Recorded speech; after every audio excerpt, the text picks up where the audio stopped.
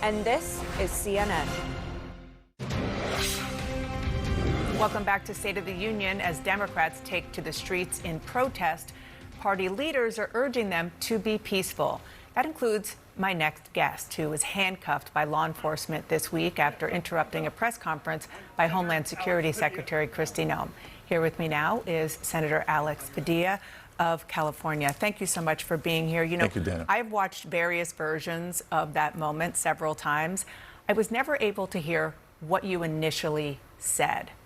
Can you just take us back to that moment when you started, frankly, to interrupt the press conference? What were you saying? Sure. After being in the room for several minutes, by the way, you can't script this in Hollywood. I was in the federal building for a scheduled briefing with representatives of Northern Command when I learned that Secretary of Homeland Security, a couple doors down, was having the press conference. My briefing was delayed because some of the folks in that brief were participating in the press conference.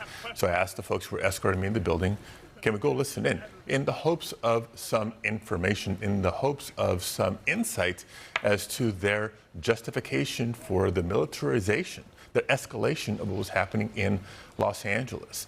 And surprise, surprise, no substance came from that press conference, just political attacks.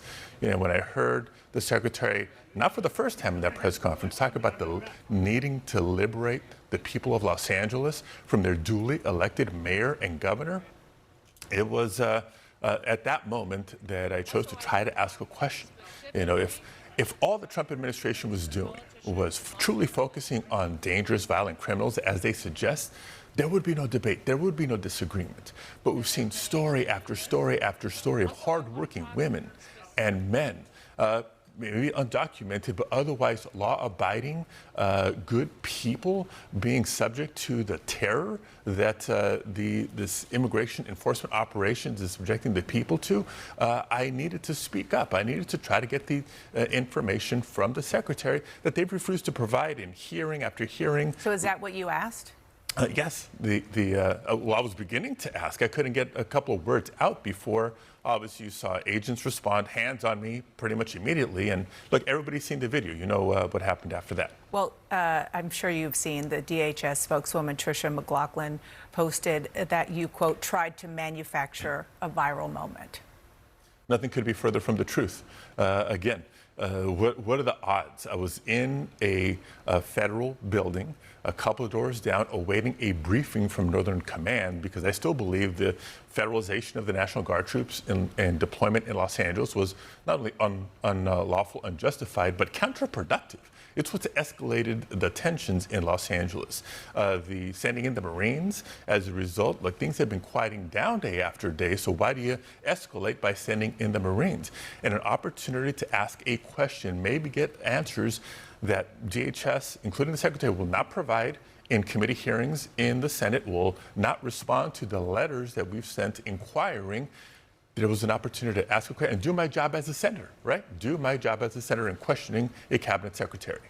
Our CNN security correspondent, Josh Campbell, who was an FBI agent, he said just from a law enforcement perspective, Secretary Noem's security acted appropriately at the beginning, not when you were in the hallway being handcuffed, but at the beginning, trying to keep you away or get you out of the room because you interrupted her press conference. What do you think of that?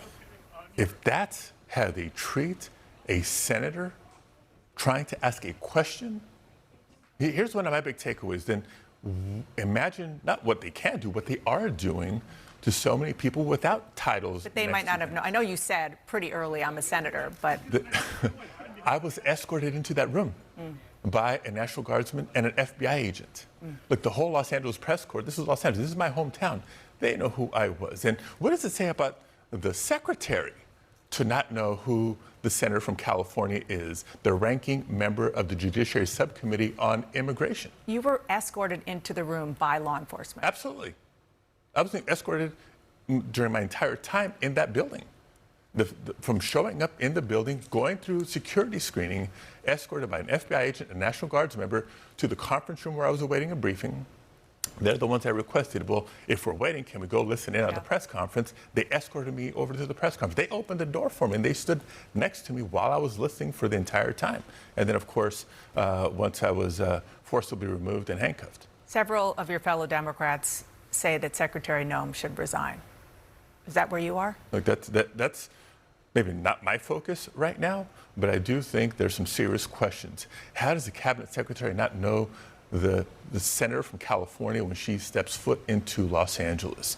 She came through the Senate for confirmation at one point. And certainly, how does the Secretary of Homeland Security not know how to de-escalate a situation? It's because she can't or because they don't want to. And it sets the tone. Donald Trump and Secretary Noem have set the tone for the Department of Homeland Security and the entire administration in terms of escalation and extreme enforcement actions. One last question. Your Democratic colleague, Senator Brian Schatz, he was defending your actions on the Senate floor. It was a pretty emotional speech.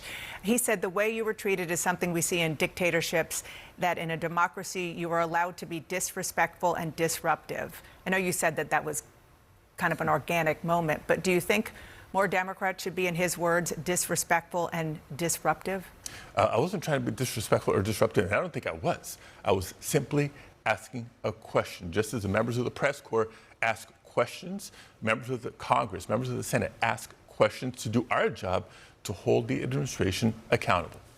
Senator, thank you so much for being here. I really appreciate it. Thank you, Dana. Happy Father's Day to all the fathers. And happy Father's Day. You beat me to it. Okay, thank you. Thank you. Here with me now is the Democratic Mayor of Los Angeles, Karen Bass.